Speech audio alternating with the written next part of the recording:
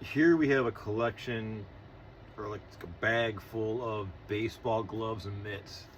This is a complete mix. Now these aren't antique; these are vintage and contemporary, like modern. The ones back here antique. I already have a lot of videos about these really old ones, like late 1800s, early 1900s.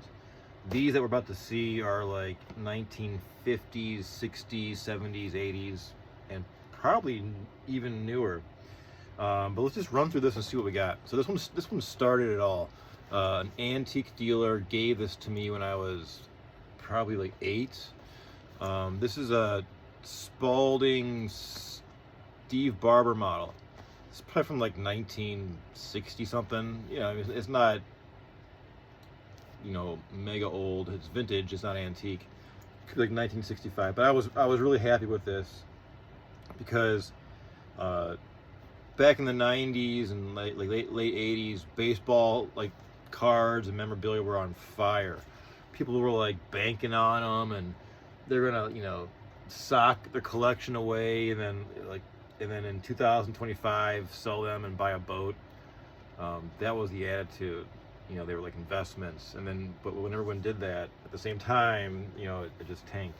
Anyhow, I got this. This started my passion for old baseball gloves. Bam, right there. What's next? These are funny. This is tiny. Look at this. This is a miniature scoop pocket winning ball. Not even winning brand, it's winning ball. Look at this.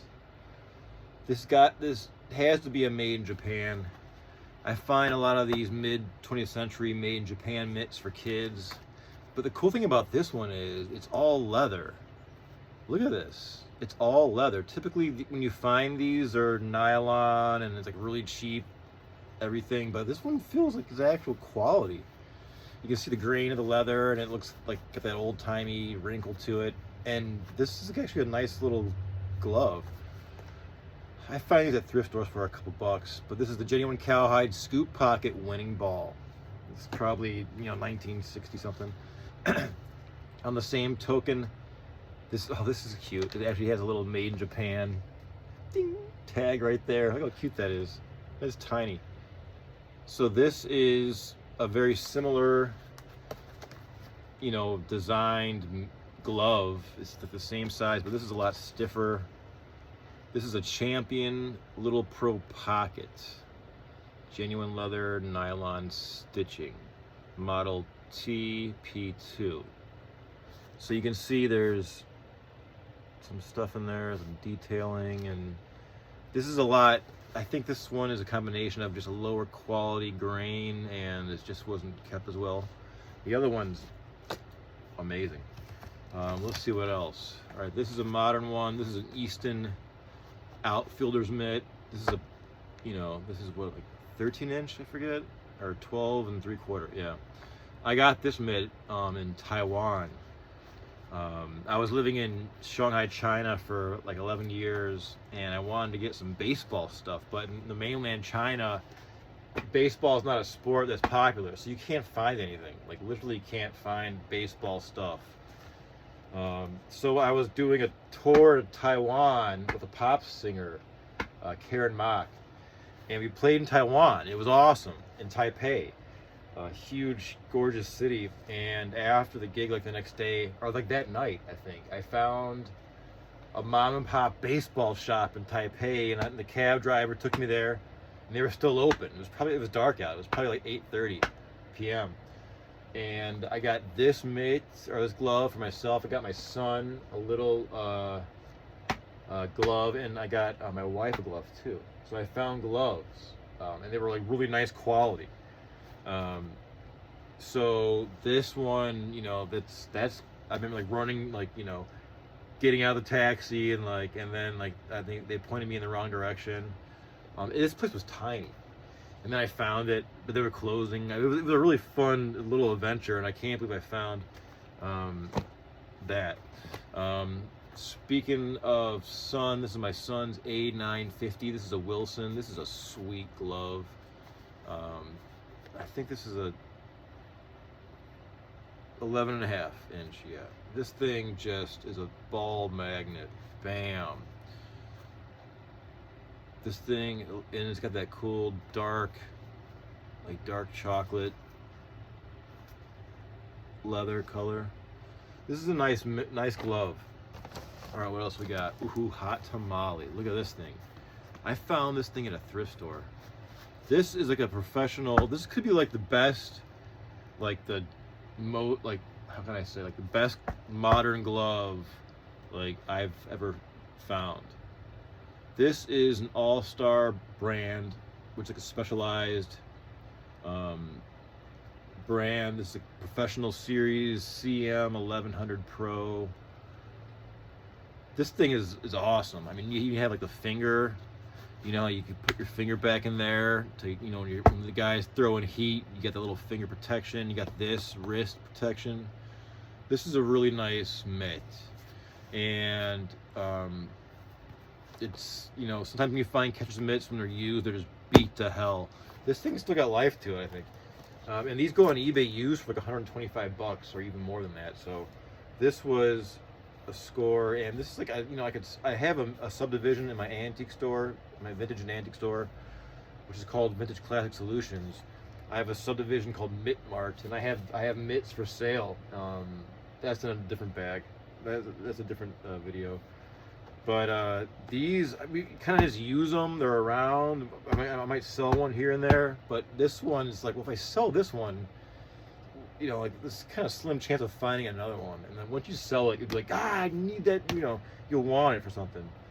So this is cool. That was a great find. I think it was maybe like $11. Oh, this is a classic. Now this belonged to a family friend. They moved, and they know I'm an antique dealer, so they're like, EJ, come over and take a look. And my neighbor was like, I'm gonna get rid of that if you don't want it. I'm like, no, you gotta keep this for a family heirloom. And he's like, if you don't want it, I'm gonna throw it away. I'm like, give me that. This is an Okona mid 20th century catcher's mitt. Now this is awesome because when we were kids, me, myself, my brother, and my neighbors were two brothers. We played baseball, and this is like second base. You know, we play wiffle ball, whatever, but this is like always like one of the bases, because a wiffle ball wouldn't stick into this thing. You know what I mean? But it was always brought out and used as a base, and it did a great job at it. I can't believe I own it now, because this is like a part of my childhood, like second base. You know, like, yeah, you're sitting there, it's a hot summer day, you're looking to get to third base. I can't believe it. I think it's a CM. Now it's beat up. It was beat up 40 years ago, for crying out loud. This is horsehide, and the model I'm trying to decipher is, I think, is CM56 professional, and there's a signature, but I can't see it. The seam's undone, obviously, but there's still, I haven't, now this one I'm kind of gonna keep how it is. I think the tags, you know, been torn off, God knows how long ago. I'm gonna keep this one as is. This is an amazing thing. It's awesome. We have a lot of catcher's mitts. Let's see what else we got. This is a Wilson. There's probably a gazillion of these. These are that like Carlton Fisk. This is probably like 80s. This is the A2516 Pro Toe, right? But this is a solid glove. I mean, or solid mitt. I mean, it would get you through a game for sure. And it's well made. Where is it now? Where is it made? Nylon stitched. Usually they have like the country of origin near the wrist, typically. Canada. It says 1941, but I don't think that's right. That's like a serial number or something. So this is a nice late 20th century. I forget when Carlton Fisk played off the top of my head. Like mid-late 20th century. You know, oh, made in Korea. Well, there you go. Just duh. This is on the tag. Wilson, made in Korea. But this must be like Wilson, Canada, and it somehow made its way to Ohio. Korea, there's good mitts made in Korea, like in the late 20th century, and this is a good one for what it is. Man, there's a ton of catcher's mitts. Check this out. Mizuno is a Japanese brand, I believe. This is made in the Philippines. This is a smaller size catcher's mitt. This is good for this is a great youth mitt for practice or whatever. Power close. These are really, like, pros use this brand. Japanese stuff is legit. Pretty much in everything. But baseball technology, for sure. This one's, it's not too beat up. We use this, once in a while. It's nice. Mizuno, they have a great kind of like broken in feel. And here's another one. Mizuno. This is, what is this? Franchise GXC90. This thing's pretty chonky. I used this one for a while, just out, the park. It's not a bad mitt. It's not a bad mitt. This one, this could have been a garage sale or a thrift store. I forget now, 'cause there's so many. But there's, it says professional model. The leather grain, you can see, it's nice. You know what I mean? This is a nice mitt. I'm a lucky man. You know what I mean? What can I say? All these mitts. Now here we go with some gloves. This is a Ron. What is that? I'm not sure. It's a GIDRY. I should know this. This is a Wilson. It's like an outfield. What does it say? Pro style. So the main thing, like the most important thing, is the Wilson Wilson A2940, because they would use different signatures on like the same models, like throughout the years. This one, it's not it's beat up. It needs relacing, but relacing is not a big deal. If you're buying, like there's some glove you really want, and the lacing's screwed up, and it's like, God, that's the deal breaker. Just get it, because the lacing, you can figure it out yourself. You can go to like a thrift, like a craft store and get lacing, or even like a sporting goods store, and it's really easy to do. And it makes the glove look and feel, a lot more alive and new. This has got to be where this made in Taiwan. Hold tight strap. There you go. Probably mid-late 20th century. What is this? Spalding. I don't remember this one. What is this? This is a autograph model. Dick Mick off something. I don't know. Let's see. I'll let you take a look. Something. I don't know. This is this is a right hand. This is a lefty, right? Lefty, I'm going to throw left-handed, catch right-handed.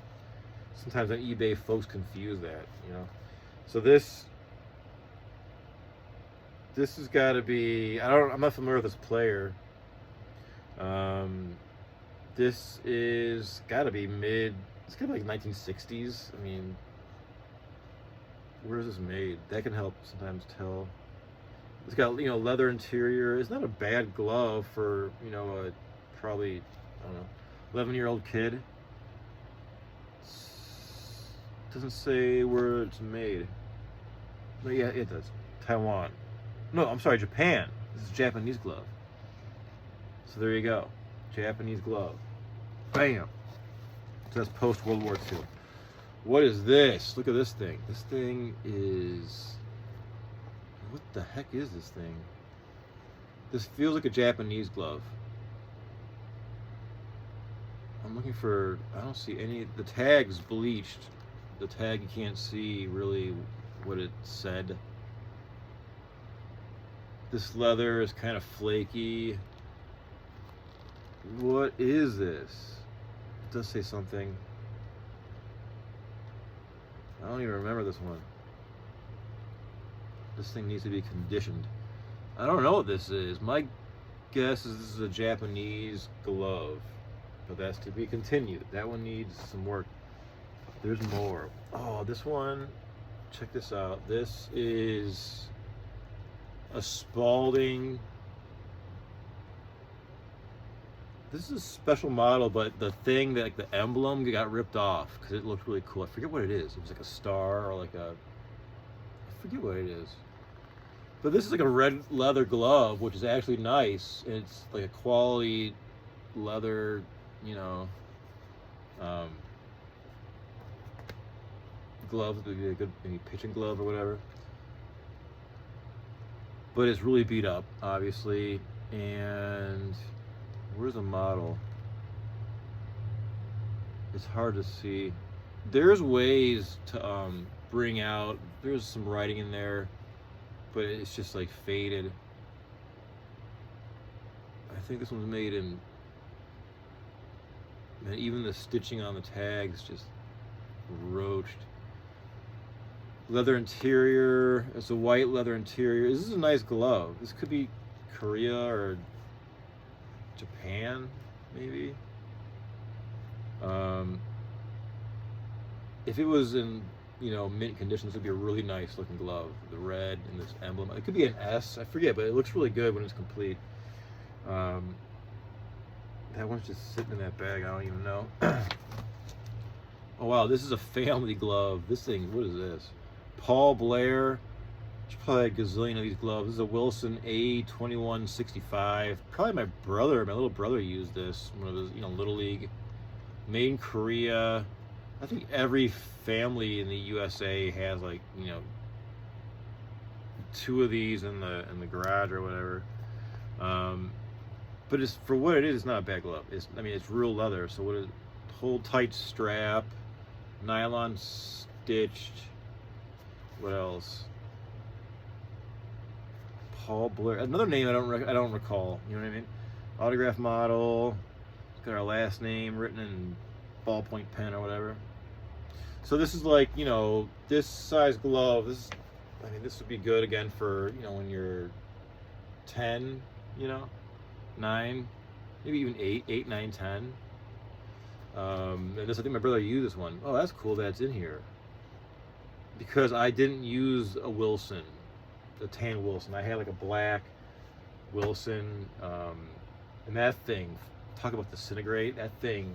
I came back from China one year, I'm like, oh, where's my old baseball glove? And it was like, it was like some really cheap leather. That thing just was done. And this is the last one in the sack. What is this? This is Catfish Hunter. This is a Wilson. This feels like that last one, the same size, autograph model. This is an A2270. Take a look there, see what you got. The Wilson classic black and like gold, yellow tags. I think this is made in Korea. Is that the same model as my brother's other one? A2165 now. A2270. This one's got like a fancy dual split hinge in the back. Sometimes on like old gloves that can be a big deal, like you can make them more collectible. Wow, cool. That's cool that my brother's glove in there. I think that's it. That's it. And if you want to see more about these like really old ones, like these are, we're talking like 1909, 1902. Look at this freaking thing. Check out my other videos because I show a lot of those. I specialize in these antique ones. The ones you just saw are ones we just have like in the garage. And you know, I'm sure you probably have a bag of gloves and mitts too. So there you have it.